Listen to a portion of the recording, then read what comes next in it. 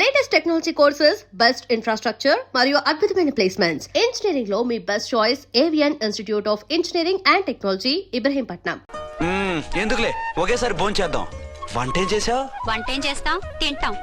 Balance ఉంటే పని మనిషికి ఇచ్చేసాం. ఆహా, పతివ్రత అంటే నువ్వేనే. నాకు ఈ పూట ఆకలిగా ఉండదని ముందుగానే కనిపెట్టేశావు. వైఫా మజాకా? Shut up.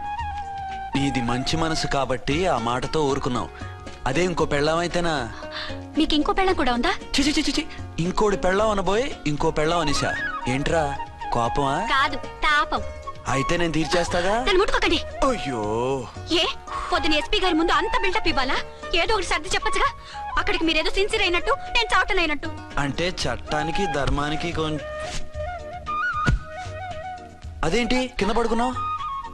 చట్టానికి ధర్మానికి విలువ ఇవ్వాలి కదా. మీరు సిఐ గారు, మేము ఎస్ఐలం. మీరు పైన ఉండాలి, నేను కింద ఉండాలి. చిచి చిచి చిచి చి, అది బయట చెప్పే డైలాగు. భార్యా బిడ్డల కన్నా బాధ్యత గొప్పది కాదుగా. ఇది ఇంట్లో చెప్పే డైలాగ్. పడగొట్టి పని గడుపుకునే మగ మాటలు మాట్లాడకండి. మీ చేత తిట్లు చీవాట్లు తినే కర్మ నాకేం పట్టలేదు. ఎందుకు ఏడుస్తావు? ఇప్పుడు ఏమైందని? నేనెందుకు ఏడుస్తాను?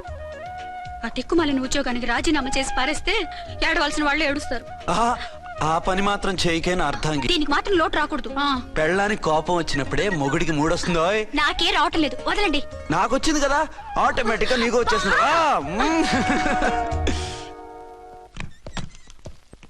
అర్చన సార్, ఈ రోజు నా మినిస్టర్ తమ్ముడి కేసు ఫైనల్ హియరింగ్ అవుతుంది. ఎవిడెన్స్ అన్ని పక్కగా ఉన్నాయి కదా? సార్. లేదంటే తన తమ్ముడిని విడిపించుకోవడానికి ఆ మినిస్టర్ తన పవర్ అంతా ఉపయోగించి కేసును తారుమారు చేస్తాడు. లేదు సార్, అన్ని పక్కగా ఉన్నాయి. ఖచ్చితంగా లైఫ్ పడుతుంది. గుడ్, వాడిని తీసుకెళ్ళు. వీడిని ఇక్కడికి ఎందుకు తీసుకొచ్చారు? నాన్న ఇంట్లో లేడు, నేను అర్జెంట్ గా బయటికి వెళ్ళాలి. వీడేమో ఏడుస్తున్నాడు, ఏం చేయాలో తెలియక. నేను కోర్టుకి వెళ్ళాలండి. సరే ఇవ్వండి. లేదమ్మా లేదు, లోపల ఎస్పీ గారు ఉన్నారు. ఓకే.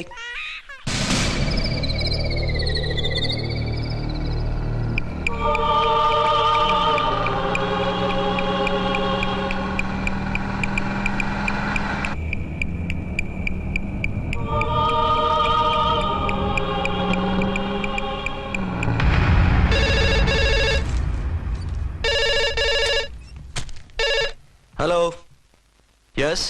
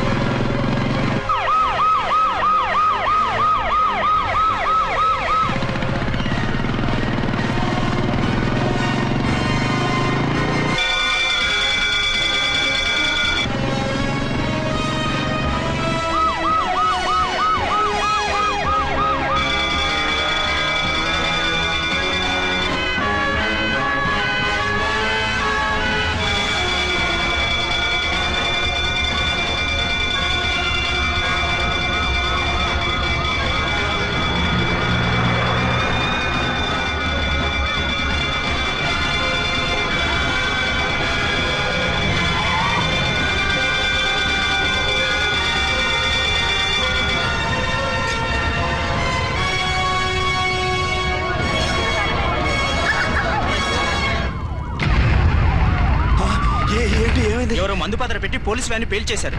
అందులో మనుషులు పాపం అంతా కాలిపోయారు, ఎవరు బతకలేదు. అర్చనా!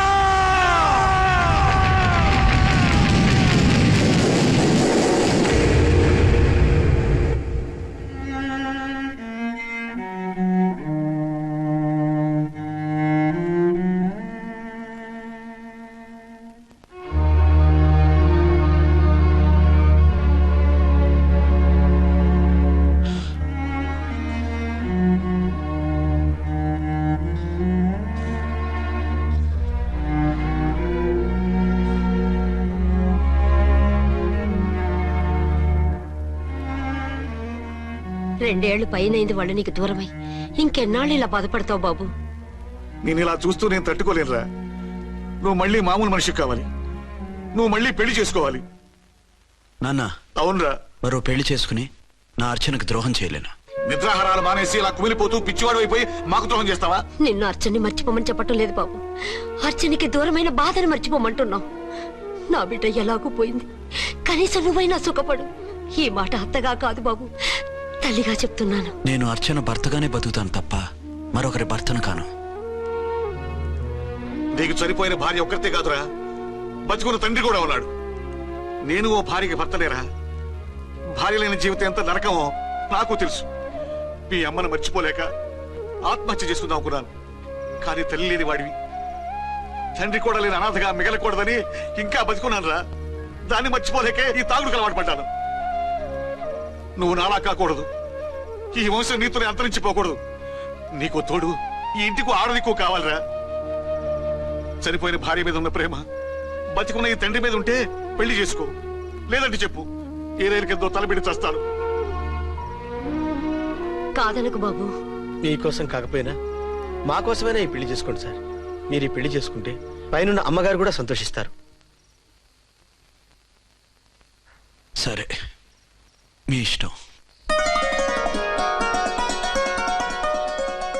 రంగోటి, ఇప్పుడు నాకు చాలా ఆనందంగా ఉందిరా. ఈ శుభ సందర్భంలో ఫుల్ పీకేస్తారా? లేదు, ఈ రోజు నుంచి నేను మందు మానేస్తున్నా. సార్ ఇదిగో, ఈ రోజు నుంచి నీ డ్యూటీ అల్లుడు గారి దగ్గర కాదు, మా దగ్గర. పద అమ్మాయిని చూద్దాం. అలా అయితే మంచి పోజులో ఉన్న అబ్బాయి గారి ఫోటో ఒకటి తీసుకోండి, పెళ్లి కూతురు చూపిద్దాం. అబ్బాయి బాగానే ఉన్నాడు. ఒరిజినల్ ఫిగర్ చూస్తే ఇంకా బాగుంటాడండి, కత్తిలా ఉంటాడు. చూసుకోవడానికి బాగుంటాం కాదు, చేసుకోవడానికి బాగుండాలి. నా సిద్ధాంతాలకి ప్రిన్సిపల్స్ కి తగ్గట్టుగా ఉండాలి. అంటే నా కాబోయే భర్త శ్రీరామచంద్రుడిలా ఉండాలి. అంటే నామాలు కిరీటాలు పెట్టుకుని బాణాలు వదులుతున్నారండి. షటప్. గెటప్ లో కాదు, బుద్ధిలో రాముడు లాంటి వాడై ఉండాలి. లాంటి వాడేంటమ్మా, శ్రీరామచంద్రుడే అనుకో. రాముడైనా సుర్పడకను చూసాడేమో కానీ మా వాడు డ్యూటీలో లేడీ కానిస్టేబుల్ ఉంటే షూస్ తప్ప ఫేస్ చూడడు. కట్నం పైసా అడగకూడదు. మా సీఏ గారికే బోల్డ్ అంత ఉంది. కాకపోతే మా వాడికి ఇదివరకే పెళ్ళయిందా? అబ్బే లేదమ్మా, ఇదే మొదటి పెళ్లి. ఇది వరకు ఎన్ని సంబంధాలు వచ్చినా అతను చేసుకున్నా అంట. ఏ ఏదైనా ప్రాబ్లమా? కాదు, అమ్మాయిలు నచ్చగా నీ ఫోటో చూసి బాగా ఇంప్రెస్ అయ్యంట. నువ్వు గనక ఓకే అంటే నాకు ఓకే. అదేంటండి, అబ్బాయికి రెండో పెళ్లి అమ్మాయి చెప్పలేదే? చెప్తే ఒప్పుకోదని. అందుకని అబద్ధం చెప్పి పెళ్లి చేస్తారా? ఉద్యమాలని విప్లవాలని తిరిగి దీన్ని చేసుకోవడానికి ఎవరూ ముందుకు రావడం లేదు. రాక రాక మీ సంబంధం వచ్చింది. రైటే, కానీ రెండో పెళ్లి గురించి చెప్పకుండా పెళ్లి చేస్తే ఆ మూడు ముళ్ళు పడి 3 రాత్రులు గడిస్తే అన్ని సర్దుకుంటాయి. అంటే మోసం చేసి చేయటం ఇందులో మోసం ఉంది. ఇదేమన్నా మొదటి భార్య బిడ్డల్ని పెంచాలా, ఆ భార్యతో భర్తలు పంచుకోవాలా? అది కాదండి, అమ్మాయి బాగా ఫాస్ట్. ఒక పెళ్లిలో చూసాం, తర్వాత ఏదైనా గొడవ చేస్తే. అలా చేస్తే నా కూతురే కదమ్మా నష్టపోయేది. ఆయనంత ధైర్యంగా చెప్తున్నప్పుడు మనకేంటండి? మీరు కాదంటే దానికి ఈ జన్మలో మొగుడు దొరకడు. కాదనకండి. సరే, మీ ఇష్టం. నా ఇష్టం. సరే, అమ్మాయికి అన్ని చెప్పారా? అన్ని అంటే ఒక్క మీ పెళ్లి గురించే కాదు, మన ఫ్యామిలీ బ్యాక్గ్రౌండ్ గురించి కూడా చెప్పేసి. అవునవును, ఏమంది? చాలా బాధపడింది, జాలి పడింది, నిన్నే చేసుకోవాలని ఆశపడింది. నువ్వు కూడా ఊ అన్నావంటే. సరే, కాదు. అదేంటండి, అమ్మాయి దగ్గర ఎలాగో నిజం దాచాం, అబ్బాయి దగ్గర దాచడం ఎందుకు? దాయకపోతే వీడు అసలు పెళ్లి వద్దంటాడయ్యా. తర్వాత అయినా తెలుస్తుంది కదండి. ఆ పిల్లబాబు చెప్పాడుగా, 3 ముళ్ళు పడి 3 రాత్రులు గడిస్తే అన్ని సర్దుకుంటాయని. అదే పని మనవాడు చేస్తాడు. కాముగా పెళ్లి చేసేసి వెంటనే అన్ని మును పంపించేద్దాం. ఇలా కూర్చోండి సార్. అది. Happy honeymoon. Thank you. పిల్లంత అయిందిరా? 10,000. 10,000. అయితే ఓ పని చేయి, ఈ 1000 రూపాయలు ఎంచుకుని ఇదే 10,000 అనుకో. వర్కౌట్ అవుదండి. పోను పని చేయరా, ఈ బిల్డింగ్ రాసిస్తాను, వర్కౌట్ అవుతా? వర్కౌట్ అవుతుంది సార్. సార్ ఏం సార్ ఇది, చూడండి. ఇదిగో రాంకోటి, వాడితో బేరాలంటాయా? ఇది ఒకటి ఇచ్చి పంపించు.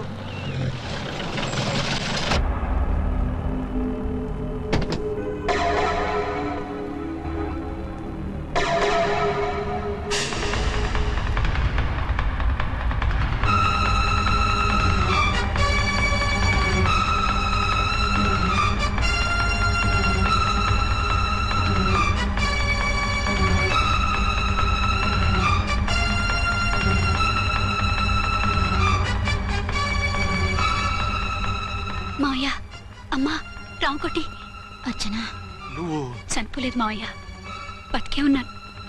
ఆయన ప్రేమే నన్ను బతికించింది. బాబు, మీ మనవడు. రేయ్, రానా, రానా, రారా.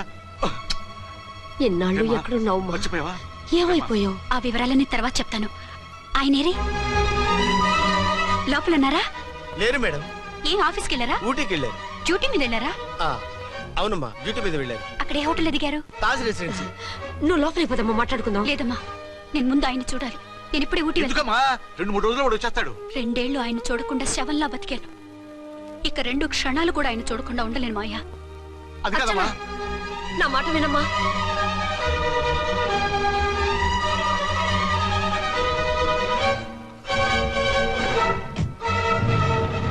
ఇప్పుడు ఎలా? అదే అర్థం కావట్లేదు.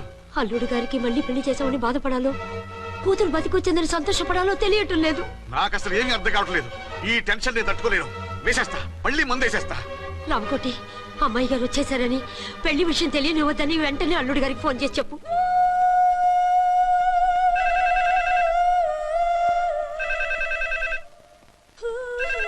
ஹலோ என்னக்குள்ள ஆறுமுகம் பேசுறேன். அங்க டன் டீ பொடி அனுப்ப சொல்லியாச்சு. இதுவரை வரல. என்னாச்சு? ఏయ్ రాంగ్ నెంబర్ అయ్యా. ఏంటి ఇప్పటి వరకు యమా ఫాస్ట్ గా ఉన్నావు, సడన్ గా ఎంత సిగ్గు వచ్చేసింది? ఆడది తల వంచి సిగ్గుపడేది పెళ్లిలోనూ, తను వంచి సిగ్గుపడేది శోభన రోజున. అలాగా. Hello, Send one large whiskey to room number 201. hey, this is not room service. Good evening, sir. May I help you? We are busy. Don't give any phone calls till morning, okay? Okay, sir. I will give instructions to the operator. Have a nice sleep. Good night, sir. Thank you. Okay. Hello, ఎవరు sir? Hyderabad నుంచి విక్రాంత్ గారని వచ్చారు. ఆయన connection ఇవ్వండి. Sorry sir, ఆయన morning దాకా ఎవరికి connections ఇవ్వద్దన్నారు. నా ఫోన్ వస్తుందని ఎక్స్పెక్ట్ చేసి ఉన్నాడు ఆయన. త్వరగా ఇవ్వండి. No sir, we are very. Urgent రా మొగడా, లేకపోతే నీ పేరు చెప్పుకొని కాపురాలు కూలిపోతాయి. కూల్తే కూలాయి, మా హోటల్ కి మాత్రం బ్యాడ్ టాక్ రాకూడదు. Bye. Hello hello hello hello. అయిపోయింది. ఇప్పుడు ఈ 3వ ప్రపంచ యుద్ధాన్ని ఆపేదలాగా? ఫ్లైట్ లో వెళ్ళిపోతే కరెక్ట్. ఇదిగో మొత్తం సిగ్గంతా అప్పుడే ఖర్చు పెట్టేకు. ఇంకా 2 రాత్రులు పడాలి. లైట్ ఓకే, వెలుగు పడుతోంది. ఆ కర్టన్ కూడా క్లోజ్ చేయండి.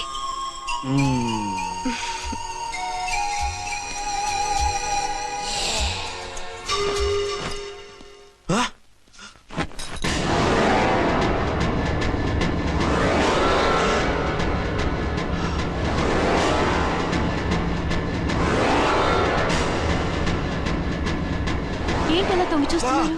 ఏం లేదు, ఇప్పుడే వస్తాను.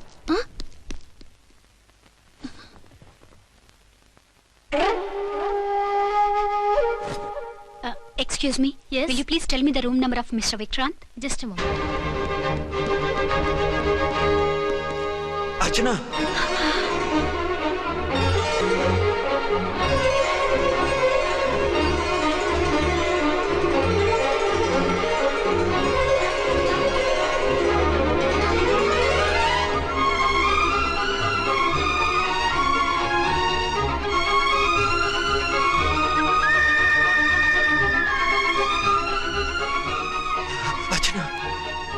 నువ్వు నేనేనండి, మీ అర్చన్ని.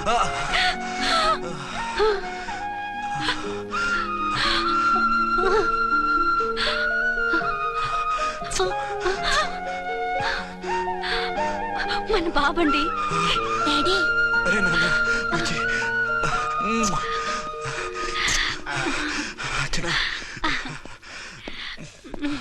Excuse me, excuse me, excuse me, excuse me. ఇక్కడ బహిరంగ ముద్దుల నిషేధం. పక్క వాళ్ళకి ఇబ్బంది కదా, కొంచెం కంట్రోల్లో ఉండండి. Thank you. బాయ్. రూమ్కి వెళ్తాం పదండి. అటొద్దు, ఏ? అక్కడ ఎవరో ఉన్నారు. ఎవరు? తర్వాత చెప్తాను. నేను ఇంకో రూమ్ తీసుకొస్తాను. ఉండు. మిమ్మల్ని ఎప్పుడెప్పుడు చూస్తానా, అసలు చూడగలనా అని భయపడిపోయాను. అసలు ఇన్నాళ్ళు ఎక్కడున్నావు, ఏమైపోయావు? ఆ రోజు మినిస్టర్ తమ్ముడిని తీసుకుని కోర్టుకెళ్తుంటే వాళ్ళ మనుషులు అటాక్ చేసి నన్ను బాబుని కిడ్నాప్ చేసి వ్యాన్ని పేల్చేశారు.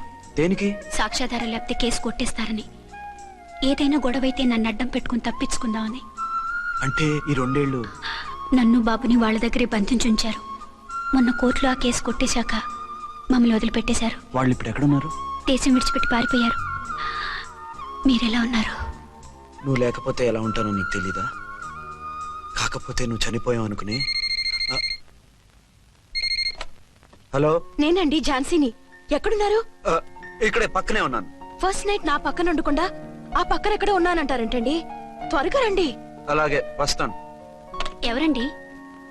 మళ్ళీ వచ్చి వివరంగా చెప్తాను. ఉండు, వెంటనే వచ్చేస్తా.